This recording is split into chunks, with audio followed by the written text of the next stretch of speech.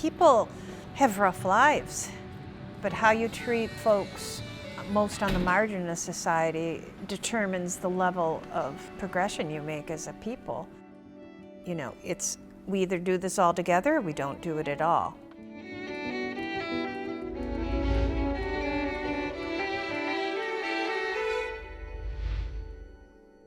I'm Jane Lippert, and I'm the coordinator of Central Church Outreach. I'm also a fully ordained member of the United Methodist denomination. We outreach to folks who are experiencing homelessness and financial issues. Biscuits and gravy for breakfast, sausage gravy. We serve breakfast 5 to 7 days a week. All right. There you go. What to enjoy? Yeah.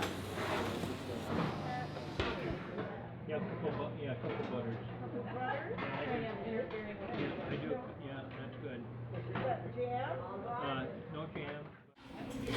You not liking your hair? I do, but You're like me, you wake up in the morning, it looks like you stuck your finger in a socket. Yeah, me too. We also have showers and give bus passes. And we also provide spaces for other agencies to be able to make contact with folks. Have you seen Beth? Feeding is very basic. Water, being able to get clean, treating people with dignity. And what better way than over some hot food to help somebody feel loved and taken care of? You'd be good, eh? Let's have breakfast. Amen. Justice makes systemic change. And while my ministry is more what I call acts of mercy versus acts of justice, we're kind of a place where people come while they're waiting for their life to change. Yeah. Oh, you just gave me the best gift. I have served for most of my life as a local church pastor. I went to college to become a teacher, but early on got into a classroom and I was too frustrated that you just keep moving ahead and there's some students that just get left behind. And in my immaturity, you know, as a 19-year-old, I'd thought, I can't live with this. The chaplain at the college who I'd worked with, he said, have you ever thought of going to seminary? Well, you know, I don't think I'm ready to be that good yet in my life. Maybe 15 years down the road. He pulls out his cigarettes and throws them on the table and says, good how? I said, oh. He says, I drink. He says, I smoke. No, I'm a human being. And I said, okay. I kind of thought you just had to be Pollyanna purebred or something. So I went to be a counselor. I got there, did an internship in a local church and thought, this is what I'm supposed to be doing. Leading a group of people trying to make a difference in the world.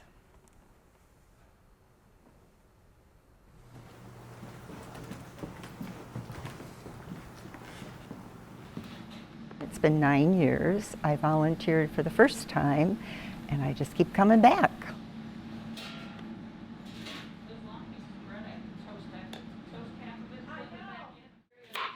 I would walk early in the morning and I would see people coming in. I realized the nature of their lives.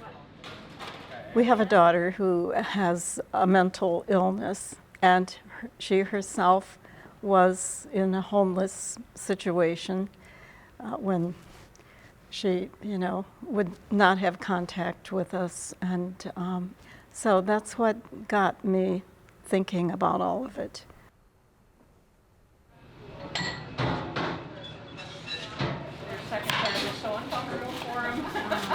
Hi! I missed you last week.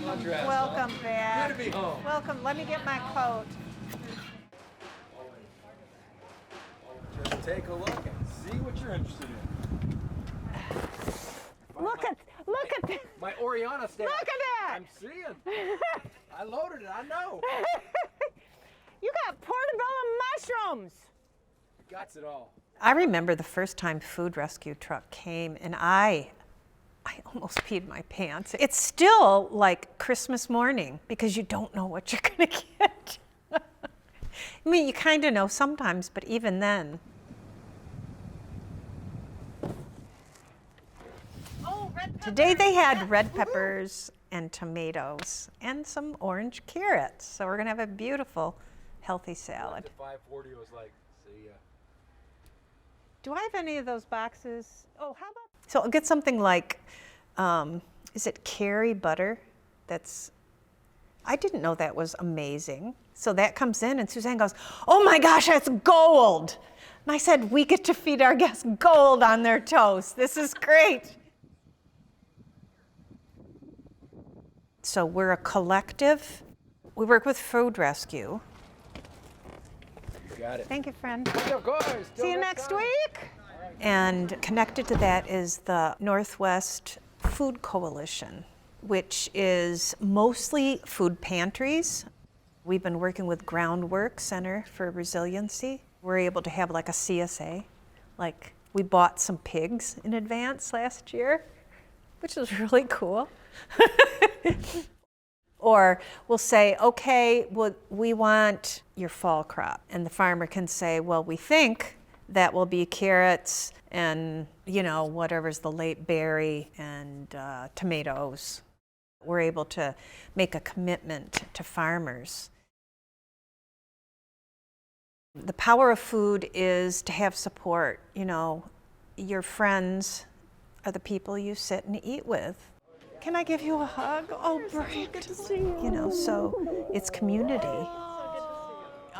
Healthy looking than I've seen you in a long time. Some folks are more like you and I, and they just were 2 paychecks away from losing their housing. How close are any of us to being homeless? Yeah. Absolutely. Especially somebody who is fairly new, they just need to tell their story. This guy right here is my brother, you know. Yeah, he is. Because they can't believe they're in this situation. I'm only mowing. Okay, I can see how well you healed, though. Look at it. I can listen. Gosh, Jason, you are impressive.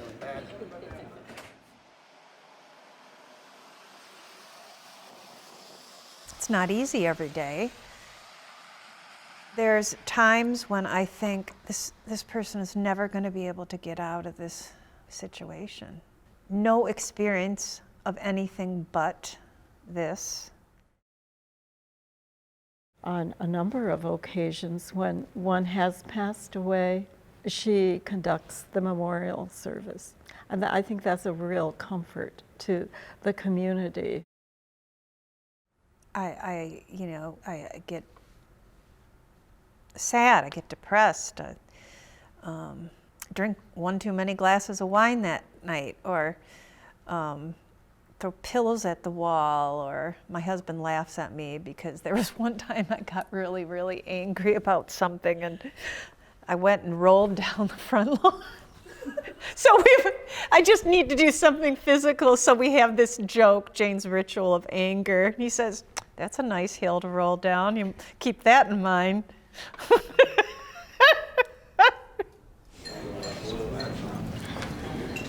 Good to see you.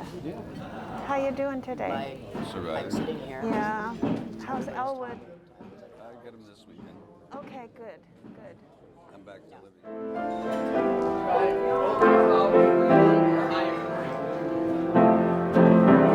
Oh, thank you. I've missed this. I think people just need to be treated with respect, and if they have no place for that, then they're going to treat everybody and everything around them poorly, right? And how do you ever get out? Thank you. Finger, happy birthday, which is more than I can do, but thank you. That was awesome. Isn't he? Yeah, he's got a gift. My faith's Christianity, and so, you know, Jesus said, feed the hungry. comfort the downtrodden, visit those people in jail. I think that's some of his best stuff, so I get to do that every week. People say, oh, you're so good to do that work. I love my work. There's a man that was part of the church, and he used to call me Mother Teresa. I said, I like what I do. I'm lucky to be able to do what I do. So it's really not fair to call me Mother Teresa. She did really hard stuff.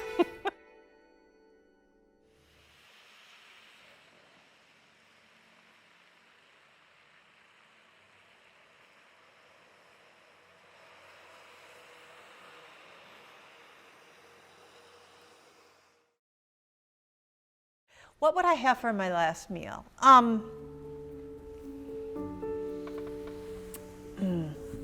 My husband, well, he makes it because he started making it on the grill. I could make it, but I don't. It's Indonesian chicken recipe.